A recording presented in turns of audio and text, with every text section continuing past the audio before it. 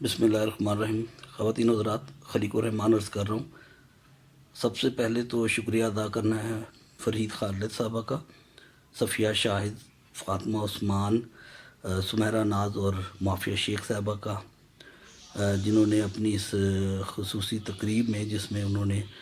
نیلوفر اقبال صاحبہ کی افسانوی کتاب سیاہ سونا پر بات کرنے کے لیے احباب کو دعوت دی ہے، اور مجھے خوشی ہے کہ انہوں نے مجھے بھی اس کا حصہ بنایا ہے۔ سب سے پہلے تو ان خواتین کو ہی مبارکباد دینی ہے۔ ان کی کتاب جو کہ مشترکہ کاوش ہے، ان کی افسانوی کتاب گونجتی سرگوشیاں، اس کی مبارکباد کہ یہ ایک بڑا خوش آئند قدم ہے کہ خواتین آپس میں متفق ہیں کسی ایک بات پر، اور ایک دوسرے کے افسانوں کو، ایک دوسرے کی باتوں کو اتنی اہمیت دیتی ہیں، اور وہ ایک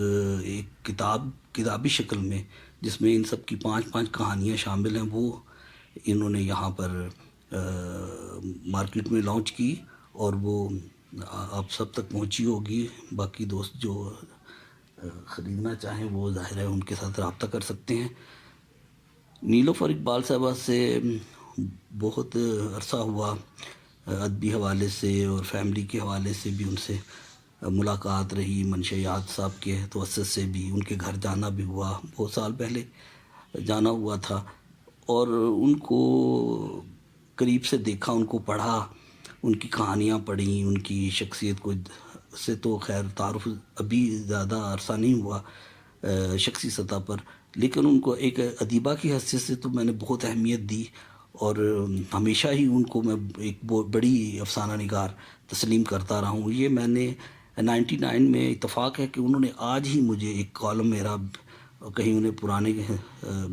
کاغذات سے دستیاب ہوا تو انہوں نے وہ مجھے بھیجا ہے، واٹس ایپ کیا ہے، اور اتفاق کی بات ہے کہ انہوں نے، اور اس وقت میں ظاہر ہے آج سے یہ 20-21 سال پرانی بات ہے، وہ کالم میں ادبی کالم لکھا کرتا تھا کیپٹل کالم کے نام سے،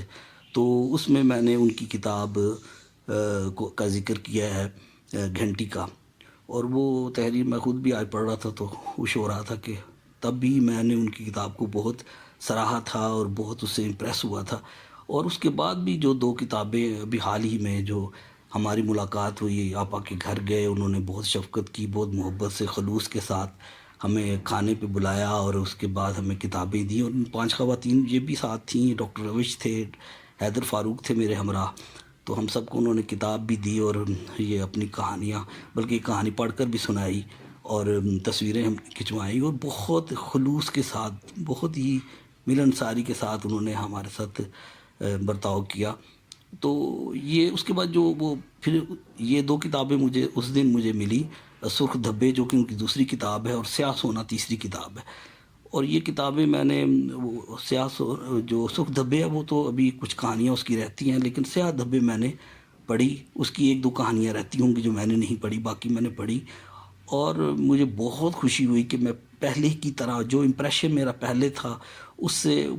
سے کم نہیں ہوا، بلکہ زیادہ اس سے مستحکم ہوا ہے زیادہ۔ یہ آپا کی کہانی کا جو اسلوب ہے، سب سے بڑی خوبی تو مجھے یہی لگتی ہے کہ وہ ابلاغ کرتی ہیں اور ڈیلیور کرتی ہیں، اور ان کی جو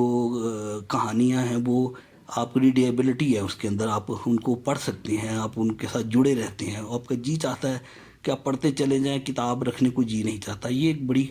خوبی ہے ان کی کہانی میں، اور یہ ان کی تحریر کا رواں اسلوب ہے۔ وہ زندگی کے ساتھ جڑ کے اور چیزوں کے اندر اتر کر پوری حساسیت کے ساتھ وہ اس طرح وہ لکھتی چلی جاتی ہیں، اور ہمیں لگتا ہے کہ بس وہ اس کے اندر ڈوب جاتی ہیں، اور کردار زندہ ہو جاتے ہیں، واقعات چمکنے لگتے ہیں، اور آپ ان کے ساتھ بہتے ہی چلے جاتے ہیں۔ نیلوفر صاحبہ کے موضوعات میں بہت تنوع ہے، اسلوب بھی ان کا بہت دلکش ہے، سادہ انداز میں لکھتی ہیں، حقیقت نگار ہیں، مگر اس کتاب کی ہر کہانی میں وہ علامت اور تجریدیت کا پہلو نکال لیتی ہیں۔ حمید شاہ صاحب نے اپنے دیباچے میں لکھا ہے کہ نیلوفر صاحبہ سے کسی نے پوچھا کہ آپ حقیقت نگاری کیوں کرتی ہیں، علامت اور تجریدیت کی طرف کیوں نہیں آئیں؟ تو انہوں نے کہا کہ میں حقیقت سے تجریدیت اور علامت نگاری کو عرفہ اسلوب تحریر سمجھتی ہوں، مگر یہ علامت اور تجریدیت بھی چیزوں کو آسان بنانے کے لیے کی جاتی ہے، تو میں پہلے سے ہی سادہ انداز اور حقیقت نگاری کرتی ہوں تاکہ چیزیں آسان ہو جائیں۔ تو آپ دیکھیں کہ ان کی اس حقیقت نگاری میں بھی کردار اور واقعات ایک بڑے کینوس کا حصہ بن جاتے ہیں۔ آپ کو چیزیں زندگی کے دوسرے اسپیکٹ پر بھی منطبق ہوتی ہوئی دکھائی دیتی ہیں، اور یہ کتاب سیاہ سونا جو ہے ہمارے عصری مسائل اور موضوعات کے گھومتے ہوئے تمام اس کے موضوعات ہیں۔ اگر آپ اس کی کتاب کا مطالعہ کریں تو آپ کو ایسا ہی لگے گا۔ اگر میں کہوں کہ ان کا مشاہدہ بہت عمیق ہے تو یہ غلط نہیں ہوگا۔ ان کا تخیل بھرپور ہے، ان کی سوچ مثبت ہے، اور درد مندی سے ان کی جو درد مندی ہے وہ انہیں بہت اچھا افسانہ نگار بنا دیتی ہے۔ ان کی نظر بہت گہری ہے اس بارے میں۔ احمد ندیم قاسمی صاحب نے ان کے پہلے مجموعے کے بارے میں لکھتے ہوئے انہیں راست فکر اور راست گو افسانہ نگار کہا تھا۔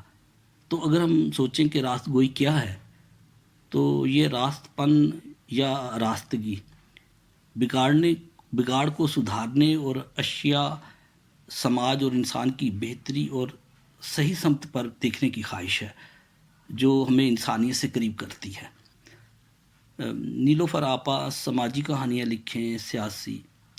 جنسی یا نفسیاتی، وہ ہمیں انسانیت اور درد مندی سے کے قریب لے جاتی ہیں۔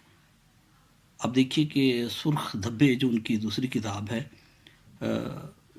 اس میں بھی 4 افسانے 9/11 کے حوالے سے ہیں۔ وہ کتاب ہمیں اپنے عصر سے پوری طرح جڑی ہوئی نظر آتی ہے۔ آپ 200 سال بعد بھی اس کتاب کو دیکھیں گے تو وہ کہانیاں آپ کو اپنا زمانہ خود بتائیں گی۔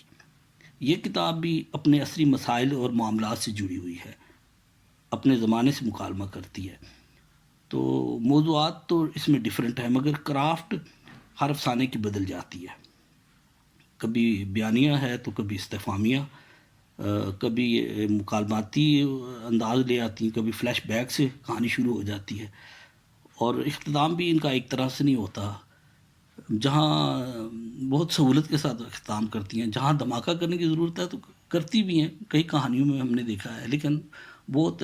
چلتے چلتے کہانی اچانک ختم بھی ہو جاتی ہے۔ لیکن وہ جو امپریشن ہے پڑھنے والے پر، جو اختتام امپریشن اس نے دینا ہوتا ہے، اگر وہ دینے میں افسانہ نگار کامیاب نہیں تو پھر کہانی تو ساری ایک قسم کی ناکام ہو جاتی ہے۔ تو میں سمجھتا ہوں منشا یاد صاحب کہا کرتے تھے کہ ہر افسانہ نگار کے پاس کہانی کا اختتام کرتے ہوئے اس کے پاس 3 سے 4 اختتام ہوتے ہیں۔ تو یہ افسانہ نگار کی ذہانت ہوتی ہے کہ وہ کون سا انجام منتخب کرتا ہے۔ آپا نیلوفر عام لکھنے والی نہیں ہے، کبھی بھی میں نہیں سمجھا ان کی کہانیاں پڑھ کر جس بازوق نے ان کی کہانیاں نہیں پڑھی وہ ایک اچھے کہانی کار کو پڑھنے سے محروم ہے۔ میرے دل میں آپا کے لیے بہت قدر ہے، بہت احترام ہے۔ خدا کرے وہ بہت لکھیں اور بہت سے مجموعے دیں اور بہت سی کہانیاں لکھیں۔